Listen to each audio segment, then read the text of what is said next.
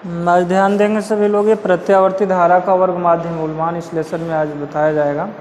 कल हम बता रहे थे प्रत्यावर्ती धारा का औसत मान मतलब माध्य मान, मीन वैल्यू बताए थे, और ये बताए थे कि पूरी एक साइकिल में प्रत्यावर्ती धारा का औसत मान 0 होता है, 0 होता है, लेकिन आधी साइकिल में प्रत्यावर्ती धारा का औसत मान 0 नहीं होता, वो होता है 2I0/π बताया गया था, Im=, ध्यान देंगे। आज इस हेडिंग में देखेंगे root mean square value of alternating current. इसमें रूट का मतलब जानते हैं वर्गमूल होगा, मीन का मतलब माध्य, इसका मतलब square, value of alternating current, प्रत्यावर्ती धारा का वर्ग माध्य मूल मान देखेंगे, जिसको आभासी मान भी कहा जाता है धारा का, उसको दिखाया जाता है IRMS से। IRMS देख रहे हैं, R का मतलब रूट, M का मतलब मेन माध्य, और S का मतलब क्या होगा स्क्वायर। तो परिपथ में धारा का जो आभासी मान होता है उसको IRMS से दिखाएंगे, जिसको प्रत्यावर्ती धारा का वर्ग माध्य मूल मान भी कहेंगे। Root mean square value of alternating current, इसे IRMS से प्रदर्शित किया जाएगा। एक फार्मूला हम सिद्ध करना चाह रहे हैं, ध्यान देंगे। इसमें जानते हैं कि प्रत्यावर्ती जो धारा होती है I, उसके लिए समीकरण तो बताया गया था, उस समीकरण से हमें देखना है रूट मीन स्क्वायर वैल्यू का अल्टरनेटिंग करंट का, ध्यान देंगे। तो इसमें धारा प्रत्यावर्ती धारा का समीकरण सिद्ध किया गया था। प्रत्यावर्ती धारा I बताया गया था तुम लोगों को, ये I0 ये धारा का शिखर मान था, ये sin ωt। तो इसमें अब क्या करेंगे, ये प्रत्यावर्ती धारा का वर्ग माध्य मूल मान तो देखना है, रूट मीन स्क्वायर वैल्यू देखना है। क्या करेंगे, तो कल हम बता रहे थे तुम लोगों को, इसमें देखो पूरी एक साइकिल के लिए, पूरी एक साइकिल के लिए प्रत्यावर्ती धारा का हम देखेंगे वर्ग माध्य मूल मान आधी साइकिल के लिए। तो पूरी साइकिल का मतलब ये टाइम पीरियड और T होगा, कैपिटल T। उसमें क्या करेंगे, तो I लिखेंगे, I जब लिखेंगे यहाँ I प्रत्यावर्ती धारा का ध्यान देंगे, प्रत्यावर्ती धारा का माध्य मान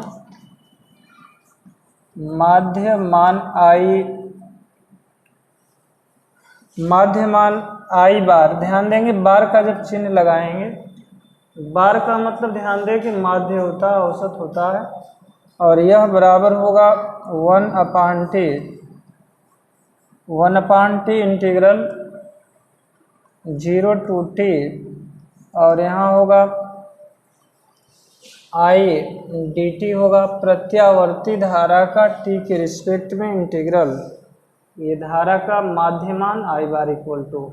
अब इसमें T तो टाइम पीरियड है, तो चूंकि जान रहे हैं कि T क्या होता है, आवर्तकाल जो कैपिटल T होता है 2π/ω, पूरा एक राउंड कुंडली को घुमाएंगे 2π रेडियन के कोण से घूमेगी, और ओमेगा उसका क्या होगा, एंगुलर वेलोसिटी होगा, कोणीय वेग होगा। तो इंटीग्रल की lower limit upper limit T की जगह प्रमाण रख लेंगे। ये I बार हुआ A1/T है, तो ये ओमेगा/, हो जाएगा 2π।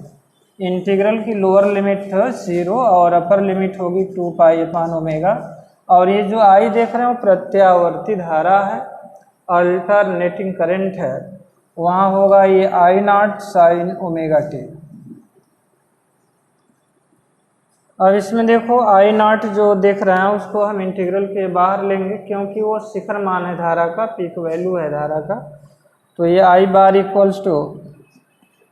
ω/2π इंटू I0 इंटीग्रल 0 to 2π/ω।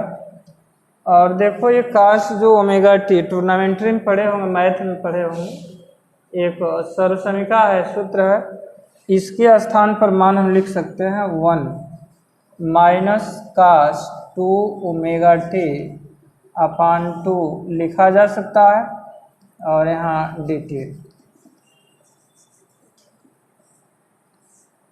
तुम लोगों को यदि हम प्रूफ करने के लिए दे दें कि सिद्ध कीजिए कि sin ωt इतना होता है, सिद्ध कर लेंगे, हो जाएगा।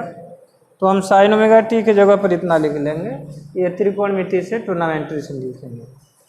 अब इसमें देखो ये जो देख रहे हैं 1 minus cos 2 omega t by 2 का टी के रिस्पेक्ट में इंटीग्रल लेंगे। इंटीग्रल की लोअर लिमिट ये 0 और अपर लिमिट 2 पाई अपन क्या है ओमेगा।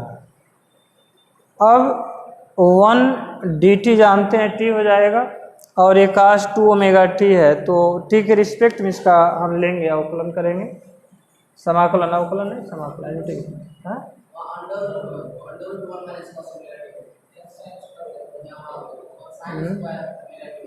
अच्छा तो स्क्वायर करेंगे तब होगा वो। जैसे देखो यहाँ यहीं हम चूंकि देख रहे हैं उसमें स्क्वायर दिखाना है, वर्क करना है, तो वर्क करना है तो यहाँ साइन स्क्वायर ओमेगा टी, तो यहाँ भी स्क्वायर होगा और ये है आई स्क्वायर डी टी होगा, यहाँ आई बार का स्क्वायर करेंगे, आई बार का स्क्वायर, क्योंकि हमें प्रत्यावर्ती धारा का वर्ग माध्य, ये वर्ग माध्य मान देख रहे हैं, वर्ग माध्य मान ध्यान देना। तो आई बार इक्वल टू यहाँ आई स्क्वायर करेंगे तो यहाँ भी आई स्क्वायर होगा, ये आई स्क्वायर, तो इसका क्या कर लेंगे अब साइन स्क्वायर ओमेगा टी का ये मान होगा, साइन स्क्वायर ओमेगा टी का सौर संख्या से मान होता है 1 minus cos 2 omega t by 2 d T.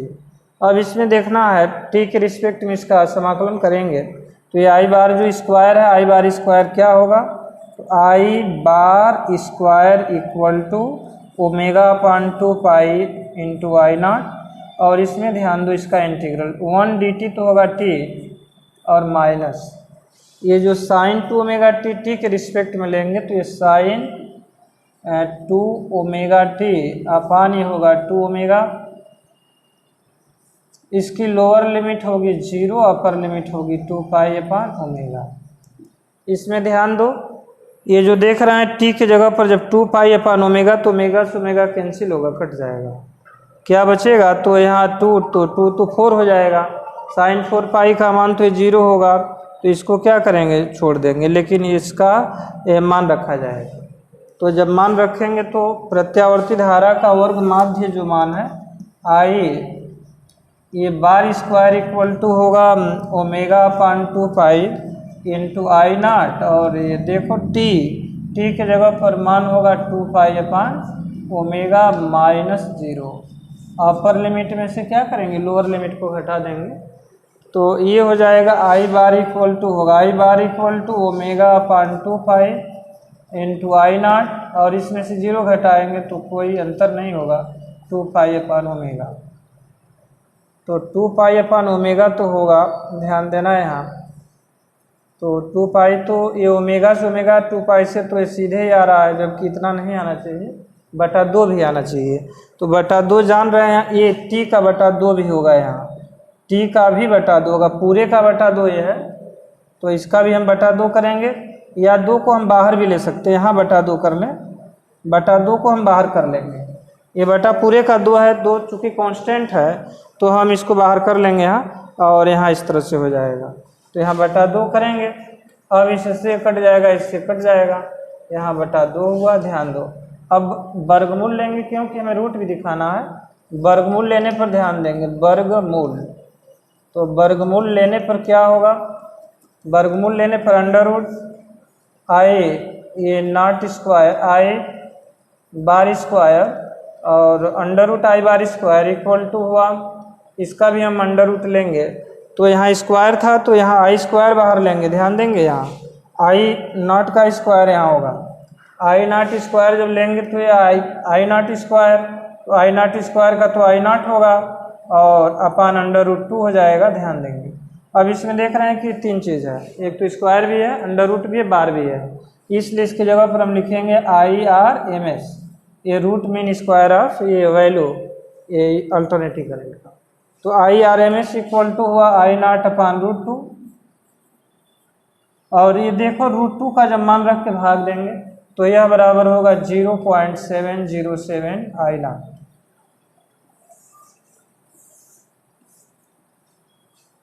इसी प्रकार प्रत्यावर्ती वोल्टेज का भी होगा, ध्यान देंगे, इसी प्रकार प्रत्यावर्ती वोल्टेज का भी वर्ग माध्य मूल मान होगा, इसी प्रकार प्रत्यावर्ती वोल्टेज का वर्ग माध्य मूल मान, इसी प्रकार प्रत्यावर्ती वोल्टेज का वर्ग माध्य मूल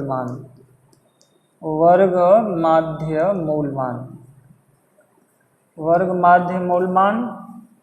तो यहाँ वी आर एम एस होगा, V R M S root में square value of alternating voltage, प्रत्यावर्ती वोल्टेज। तो वहाँ आई नॉट है तो यहाँ वी नॉट अपान रूट 2 और यह इक्वल्स टू 0.707 वी नॉट, जिसमें देखो वी आर एम एस अथवा I R M S voltage या धारा का क्या है, ये प्रभावी मान है, आभासी मान है। आई आर एम एस धारा का प्रभावी मान अथवा आभासी मान है, ध्यान देना आभासी मान है।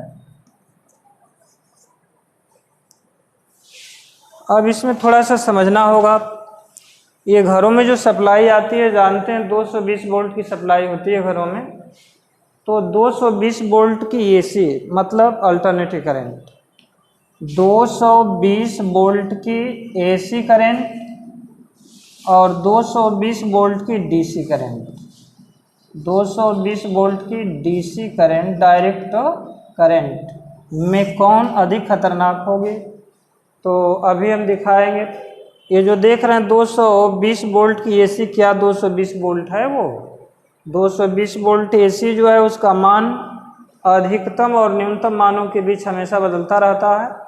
तो देखो जब ये सूत्र हम लगाएंगे, जैसे 220 वोल्ट तो आभासी मान है वी आर एम एस, तो इसका ये जो वास्तविक जो मैक्सिमम मान होगा, अधिकतम मान होगा, V naught equal to V R M S root 2 V R M S into under root. तो वी आर एम एस आभासी 220 है, तो ये वी नॉट इक्वल टू 220 और गुणे इसका मान होगा 1.41। जब इसका गुणा करेंगे तो प्लस माइनस 311 वोल्ट होगा। तो देख रहे हैं, कहने का मतलब कि 220 वोल्ट की जो एसी है वह प्लस 311 से लेकर माइनस 311 के बीच हमेशा क्या होगी, बदलती रहेगी। कहने के लिए 220 वोल्ट है, लेकिन वो उसका अधिकतम मान क्या है, प्लस माइनस 311 है। इसलिए आइए डीसी तो 220 वोल्ट की है तो 220 वोल्ट ही रहेगी, इसलिए हम कहेंगे कि ये 220 वोल्ट की जो एसी धारा है डीसी धारा की तुलना में अधिक खतरनाक है। तो प्रत्यावर्ती धारा अथवा प्रत्यावर्ती वोल्टेज का यह वर्ग माध्य मूल मान तो सभी लोग देख लिए। इसके बाद देखो कला समंजक आरेख होगा, इस शेडिंग में हम बताएंगे तुम लोगों को। कला समंजक जो आरेख होता है इसमें वोल्टेज और धारा की बात हम कर रहे हैं। तो वोल्टेज धारा से अग्रगामी है कि वोल्टेज धारा से पश्चगामी है कि वोल्टेज और धारा दोनों समान कला में है, इन्हीं बातों का कला समंजक आरेख में हम देखेंगे। यदि एक ही साथ वोल्टेज अपने अधिकतम मान पर पहुंचेगा, ठीक उसी क्षण धारा भी अपने अधिकतम मान पर पहुंच जाएगी, तब कहा जाएगा कि वोल्टेज और धारा दोनों कला समंजक आरेख। कला में क्या है, समान है, इक्वल है, एक ही कला में है। यदि मान लो वोल्टेज कुछ कम है, धारा अपने अधिकतम मान पर पहुंच गई, वोल्टेज न्यूनतम, धारा अपने अधिकतम मान पर, तो धारा वोल्टेज से अग्रगामी है। यदि मान लो धारा का मान ज़्यादा है, वोल्टेज कम है, तब वोल्टेज से हम कहेंगे कि धारा क्या है, अपने अधिकतम मान पर है। वोल्टेज धारा से क्या है, अधिकतम है। अभी आ रहा है, तो ये बात आ रही है समझ में। तो देखो जो कला होता है वोल्टेज और ये धारा के बीच, कला से हम यह पता करते हैं कि कौन अग्रगामी है, वोल्टेज अग्रगामी है कि धारा अग्रगामी है। यदि दोनों में कला शून्य है, कलांतर शून्य है, तब दोनों समान कला में होंगे। देखो इसके बाद हम बताएंगे तुम लोगों को विभिन्न प्रकार के प्रत्यावर्ती धारा परिपथ। कुल 7 प्रकार के प्रत्यावर्ती धारा परिपथों का इस लेसन में अध्ययन करेंगे, और हर एक लेसन में तुम लोगों को हम दिखाएंगे कौन अग्रगामी है कौन पश्चगामी है। कहने का मतलब कुछ ऐसे सर्किट आएंगे जिसमें वोल्टेज शून्य रहेगा लेकिन धारा अपने अधिकतम मान पर रहेगी, तब कहा जाएगा कि वोल्टेज धारा ही से अग्रगामी है। उसका समीकरण भी होगा। अग्रगामी के लिए जो साइन का कोणांक है उसमें प्लस कर लेंगे, अब पश्चगामी के लिए क्या करेंगे, माइनस कर लेंगे। यदि समान कला में है तो साइन का दोनों कोणांक सेम करेंगे। ध्यान दें, कला समंजक आरेख में ध्यान देंगे।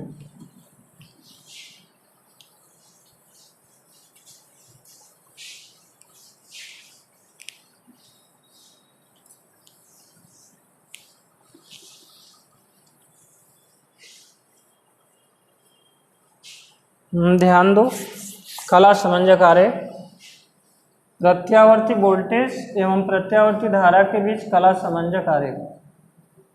प्रत्यावर्ती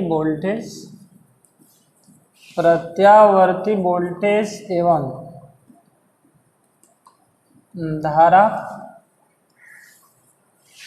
के बीच कला समंजक आरेख, के बीच कला समंजक आरेख, कला समंजक आरेख।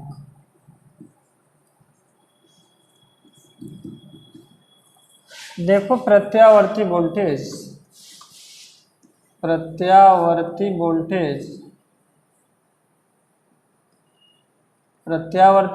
V equal to V0 sine omega t बताया गया था। यदि हम मान लेते हैं कि प्रत्यावर्ती धारा, यदि प्रत्यावर्ती धारा I वोल्टेज V से फाई कला अग्रगामी है,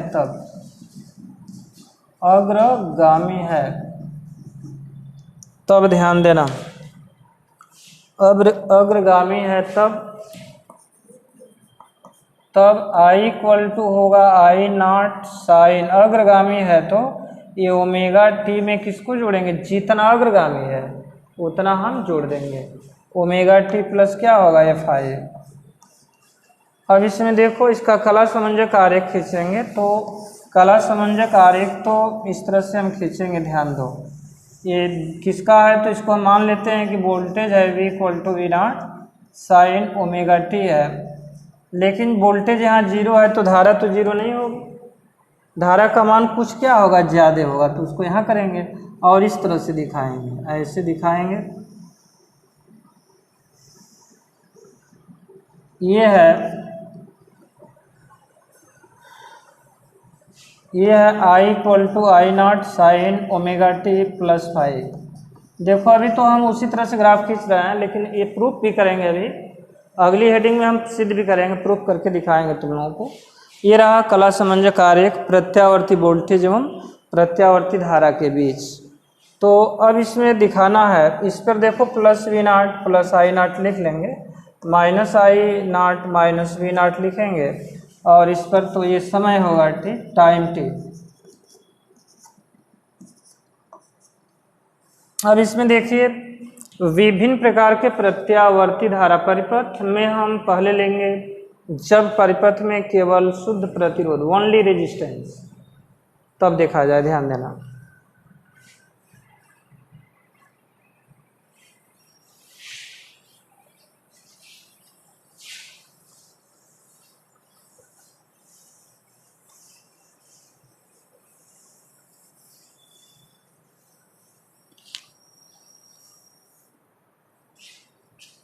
विभिन्न प्रकार के प्रत्यावर्ती धारा परिपथ, विभिन्न प्रकार के प्रत्यावर्ती धारा परिपथ,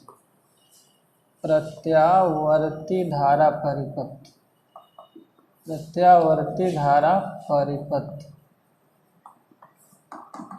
इसमें पहला देखेंगे जब परिपथ में केवल प्रतिरोध है। नंबर 1 ध्यान देंगे, जब परिपथ में केवल शुद्ध प्रतिरोध, जब परिपथ में केवल शुद्ध प्रतिरोध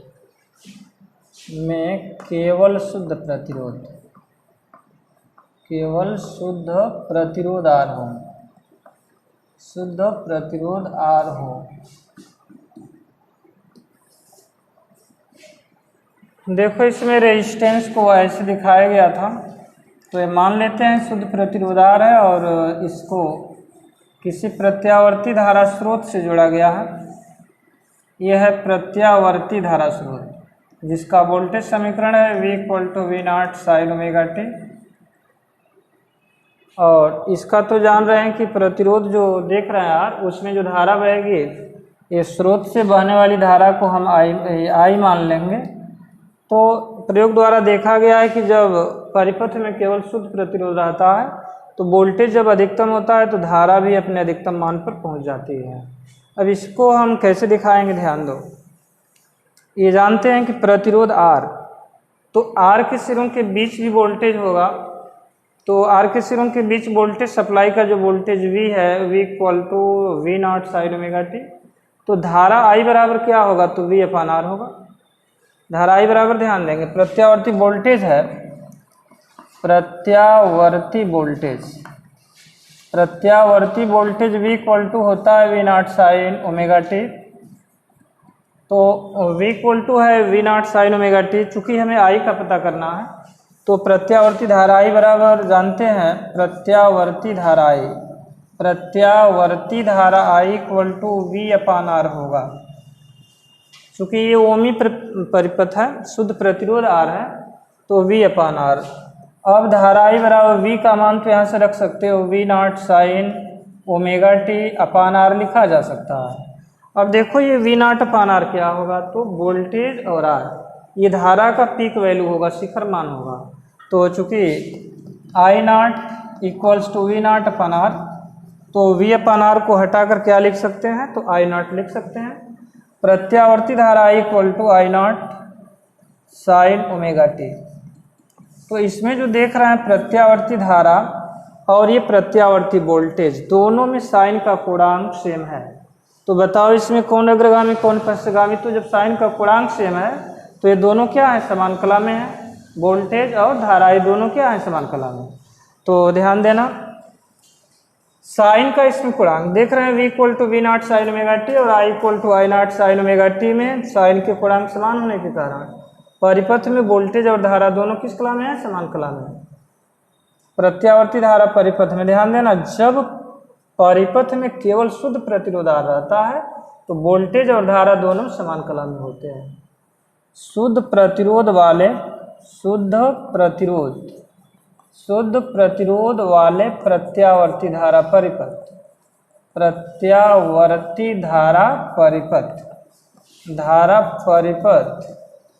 में, शुद्ध प्रतिरोध वाले प्रत्यावर्ती धारा परिपथ में वोल्टेज V तथा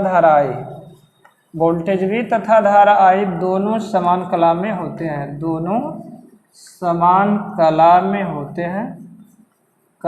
होते हैं, अर्थात कालांतर कितना होगा, 0 होगा।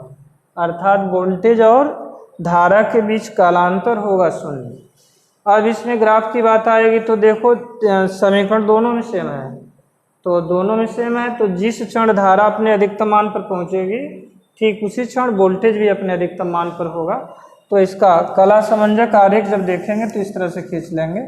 ये है प्रत्यावर्ती वोल्टेज का पीक वैल्यू और ये धारा का भी पीक वैल्यू, इस तरह से दिखाएंगे।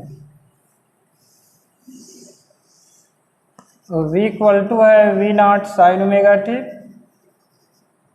और यहाँ जो देख रहे हैं इस तरह से बिंदुदार जो देख रहे हैं खींचा जा रहा है, इससे हम धारा I को दिखाएंगे। ये I=I0 sin ओमेगा t। ये ग्राफ बता रहा है कि जिस बिंदु पर वोल्टेज अधिकतम हुआ उसी बिंदु पर धारा भी अपने अधिकतम मान पर है। कहने का मतलब परिपथ में जिस क्षण प्रत्यावर्ती धारा अपने अधिकतम मान पर होती है उसी समय वोल्टेज भी अपने अधिकतम मान पर होता है। परिपथ में जब धारा न्यूनतम 0 होती है तो वोल्टेज भी क्या होगा, न्यूनतम 0 हो जाता है। अब इसके बाद थोड़ा विशेष ध्यान देना होगा, इसके बाद हम विशेष ध्यान देंगे। अगली हेडिंग है दूसरे नंबर पर। तो दूसरा नंबर है जब परिपथ में केवल प्रेरकत्व या लोम। नंबर 2 है, दूसरा नंबर है जब परिपथ में केवल प्रेरकत्व यल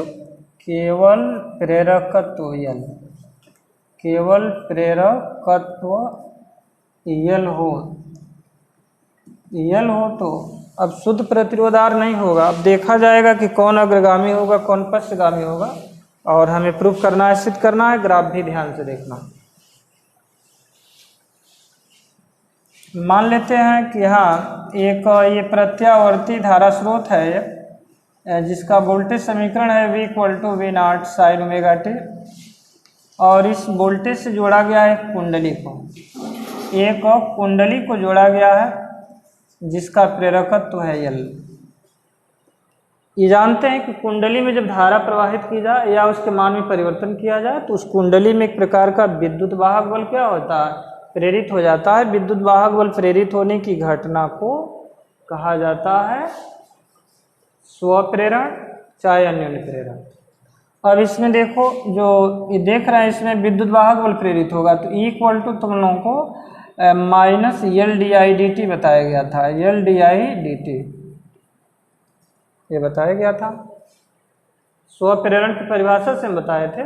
जैसे L बराबर नहीं बताया गया था -E/dI/dt, बोलो इस सूत्र का तो हम निगमन किए थे। तो E बराबर ये हो जाएगा -LdI/dt होगा। अब देखो ये प्रत्यावर्ती वोल्टेज है और ये क्या है, प्रेरित विद्युत वाहक बल है। दोनों सेम होंगे, मतलब दोनों एक दूसरे के विपरीत दिशा में होंगे। कहने का मतलब आरोपित जो वोल्टेज है उसी के कारण ये प्रेरित हो रहा है, तो इस वोल्टेज की दिशा परिमाण बराबर दिशा विपरीत होगी और दोनों का नेट क्या होगा, शून्य होगा। तो दोनों का जब नेट शून्य करेंगे तो ध्यान दो नेट शून्य होगा, मतलब V0 sin ओमेगा t, ये तो है प्रत्यावर्ती वोल्टेज माइनस LdI/dt। LdI/dt = ये 0 होगा। तो LdI/dt को एक और कर लिया जाए तो यह इसको जब इधर लाएंगे तो ये होगा LdI/dt और = V0 sin ओमेगा t। या इसमें देखो DI यदि लिखना चाहेंगे तो L उधर जाकर बटा होगा V0/L sin omega t dt, sin omega t ये dt होगा। अब क्या करेंगे, ये दोनों पक्षों का डिफरेंशियल मतलब अवकलन करेंगे। अवकलन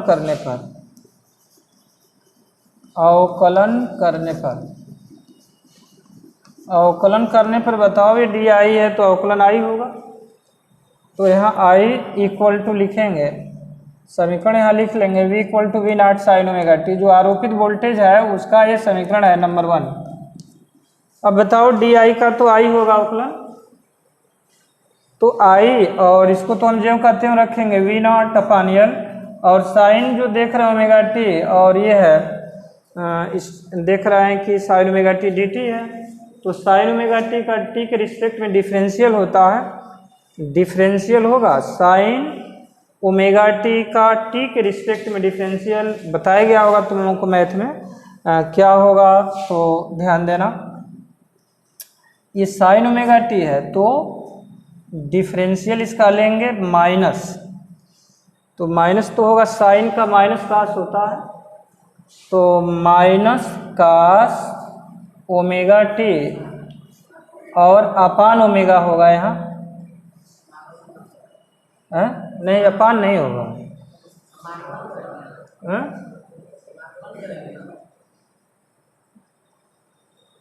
अवकलन करेंगे तो ये डी आई तो आई होता है ना, समाकलन करने पर अपान होगा, डी आई है आई, समाकलन पर ही होगा, अवकलन पर नहीं होगा, ये समाकलन करने पर होगा, समाकलन करने पर तब डी आई का ये आई हुआ और इसका अपान हो जाएगा ये omega L minus cos omega t. अब सही है, ये ओमेगा है, समाकलन पर ही अपान होगा, अवकलन करेंगे तो सीधे हो जाएगा ओमेगा कास ओमेगा टी होगा।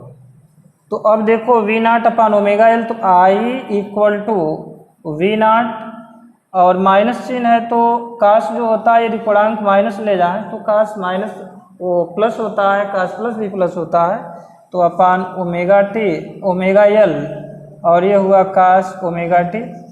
काश को यदि साइन में दिखाना चाहें तो ध्यान दो, चूँकि ये जानते हैं कि काश ओमेगा टी माइनस होगा कि प्लस होगा, तो -π/2 इक्वल टू होता है साइन ओमेगा टी। तो साइन ओमेगा टी नहीं, ये काश ओमेगा टी बराबर ही लिखना चाहें, क्योंकि हमें काश ओमेगा टी ही मालूम है। तो काश ओमेगा टी इक्वल टू यहाँ लिखेंगे तो साइन ओमेगा टी, और ये -π/2 होगा। साइन 90 अंश, चाहे 90 अंश ये माइनस है, तो माइनस है तो ध्यान दो यहाँ चिन्ह तो माइनस था, तो यहाँ यदि हम माइनस चिन्ह लगाएंगे तो ये π/2 माइनस हो जाएगा, तो ये -π/2 प्लस हो जाएगा, और ये ओमेगा टी, तो साइन ओमेगा टी -π/2 हम लिखेंगे यहाँ। तो साइन ओमेगा टी जो देख रहे हैं साइन ओमेगा टी -π/2, तो इसके जगह पर हम लिख सकते हैं माइनस ये जो काश ओमेगा टी है इसके जगह पर साइन ओमेगा टी माइनस ये π/2 हुआ। अब ध्यान देना इसमें कि V0 साइन ओमेगा टी जो -π/2 देख रहे हैं, तो उसकी जगह पर मान तो लिखा जा सकता है V0 जो देख रहे हैं, ध्यान देना ये V अपान जो देख रहे हैं ओमेगा एल, तो ये I equal to V voltage है, ओमेगा एल एक तरह से प्रतिरोध होगा। ओमेगा एल एक तरह से प्रतिरोध होगा, लेकिन वो प्रतिरोध प्रेरकत्व एल के कारण है, इसलिए इसको प्रेरण प्रतिघाती एक्सएल कहेंगे। तो ये होगा VO अपान, इसके जगह पर एक्सएल लिखेंगे तो एक तरह से जब प्रतिरोध होगा V अपान आर करेंगे तो ये होगा I0, और यहाँ हुआ साइन ओमेगा टी -π/2। इसमें देख रहे हैं, इसमें ध्यान देंगे कि वोल्टेज जो है इस धारा से कला में क्या है, तो 90 अंश अग्रगामी है। वोल्टेज धारा I से कला में 90 अंश क्या है, अग्रगामी, अथवा वो वोल्टेज जो है धारा I से कला में 90 अंश अग्रगामी, अथवा वोल्टेज से धारा I कला में 90 अंश पश्चगामी। अब इसमें होगा कि कला समंजक आरेख क्या होगा, तो ध्यान देना कला समंजक आरेख, तो देख रहे हैं, ध्यान दो, यदि यहाँ t 0 करेंगे तो t जब 0 करेंगे तो वोल्टेज तो 0 हो जाएगा, तो क्या ये धारा भी 0 हो जाएगी, बोलो धारा 0 नहीं होगी। यहाँ t 0 करेंगे तो साइन माइनस आ रहा है π/2, तो साइन माइनस थीटा होता है, और जब माइनस थीटा साइन होगा तो साइन तो π/2 1 हो जाएगा, तो वोल्टेज तो 0 हुआ लेकिन धारा 0 नहीं हुई, विपरीत दिशा में अपने अधिकतम मान पर पहुंच गई। तो इसका ग्राफ भी खींच रहे हैं, ध्यान दो, स्पष्ट इससे निष्कर्ष निकल रहा है कि वोल्टेज से धारा I कला में 90 अंश क्या है, पश्चगामी है। तो धारा जैसे देखो ये वोल्टेज है, इसको 20 दिखाएंगे तो धारा क्या होगी, I ये कला में 90 अंश पश्चगामी होगी। तो टेबल इसका जब बनाएंगे टेबल, तो ध्यान दो V इक्वल टू तो होगा V0 साइन ओमेगा टी, और I इक्वल टू है I0 sine omega T minus 90 degree या π/2। तो इसमें t का मान जब रखेंगे तो V और I के मान तो अपने आप आते चले जाएंगे। तो t का मान प्रारंभ में तो 0 हम रखेंगे, 0 से ही प्रारंभ करेंगे, तो 0 से प्रारंभ करके आगे बढ़ते चले जाएंगे। t बराबर 0 करेंगे तो वोल्टेज तो 0 हो जाएगा, देख रहे हैं वोल्टेज 0 हुआ, लेकिन ये 0 नहीं होगा, ये माइनस क्या होगा I0, बोलो। तो वोल्टेज जिस क्षण 0 है उस क्षण ये धारा अपने शिखर मान पर है, विपरीत दिशा में। अब इसमें t की जगह पर जब t/4 करोगे तो ये साइन 90 डिग्री, तो ये V0 होगा, लेकिन यहाँ जब 90 डिग्री t/4 करोगे तो साइन 90 में से 90 घटाओगे तो 0 हो जाएगा, उस क्षण ये धारा क्या हो गई, अपने न्यूनतम मान शून्य पर आ गई। तो देख रहे हैं कि जब वोल्टेज अपने अधिकतम मान पर है तो धारा क्या हो गई, न्यूनतम शून्य। उसके बाद जब यहाँ t/2 करोगे तो t/2 पर ध्यान दो, यहाँ t/2 तो t/2 पर साइन 180 0 होता है, ये 0 हो जाएगा, लेकिन क्या ये 0 होगा, ये 0 नहीं होगा। यहाँ 180 या यहाँ तो प्लस यहाँ 1 होगा, और +1 का मतलब प्लस I0। फिर यहाँ 3t/4 कर लेंगे, 3t/4 पर ये -v0 होगा और माइनस तो ये हो जाएगा 0 और यहाँ t जब करेंगे तो ये 0 हुआ तो ये -i0 हो जाएगा।